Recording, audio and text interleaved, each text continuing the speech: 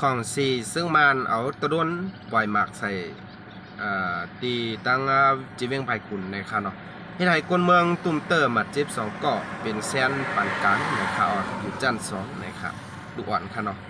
เอาค่ะไปสูงพี่น้องผู้ปันแห้งข่าวทั้งหมดทั้งเสียงในข่าวมันได้ก่อทุ่งยากันทั้งข่าวตรงเมนอยู่ในวันที่17เดือนธันวาคมปี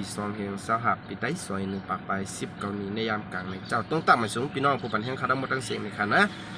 ป่นมาเมื่อในวันที่16เดือนธันวาคมในค่ะเนาะอยู่ดีของสีซึกมันเอาตะดนปล่อยหมากใส่ตีบ้านลักกี้ในคณะไผ่ตุกเวียงไผ่ขุนในเขายกก็ตุ้มเตอร์กลเมืองในคณะตุ้มเตอร์กลเมืองหมัดเจ็บ2เกาะในคณะยกก็ไปลองในปังตึกซึกเสือแต่มีหนังเก่าในเขายกก็ตั้งแต่หางเงินจุนในมาต่อพอถึงย่ามเหลียวในการอยู่ที่ของสีซึ่งมันก็ตัดเตว่ากุ้มทิ้งไรในเวียงไปภายขุนเมืองไปยกก็ตีตั้งลอยขอว่าจำเจนในตีตั้งเมืองยังเหลียงคัดใจมาได้เป็นเครื่องกองหลงมาได้เป็นตรนมาได้เป็น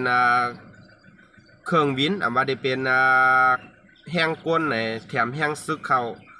แต่ได้กุมทิ้งไหลในเวียงไผ่ขุนขึ้นนั่นในก็ง่ายๆในคณะป่นมาเมื่อในวันที่14เดือนธันวาคมของเขาคาโลนะพี่น้องของคณะอยู่ที่ตั้งPDF เขาแลให้งานไว้ว่าของสีซึกมันในเขาของสีซึกมัน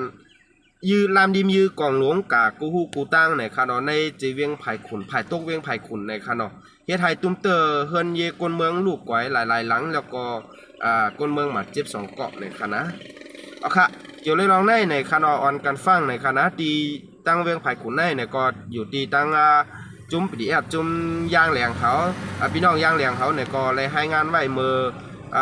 ในปี2565อันยางเข้ามาใน1เดือนอันป่นมาเมื่อในเดือนคนหนึ่งนั่นในคณะ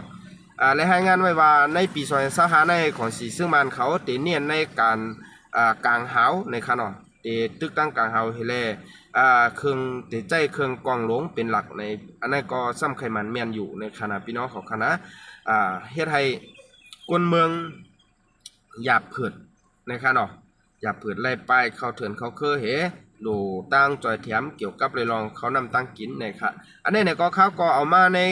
เกี่ยวกับเลยลองไล่หูย่อยมันเตียนสำคัญมันมาหลวนนี้พี่น้องไอ้ก็เขากะคณะมันจะว่าทั้งหมดของคณะพี่น้องของคณะเขาก็เอาตีย้ำมันมากก้อยหนังเก่าในคณะเอาค่ะคุณตาในยามกลางในเจ้าได้ในก็เขาก็จะมีกันนั่งก้อยก่อนในคณะให้พี่น้องก็เขาเอามาเป็นเจ้าคือไหลเจ้าคือไหลให้รถพี่รถลานกันเตียนเขาเปลี่ยนพ่อแม่พี่น้องคนเมืองเขาเกี่ยวข้องกันซึกกันอย่างได้ในก็การเสือได้ในก็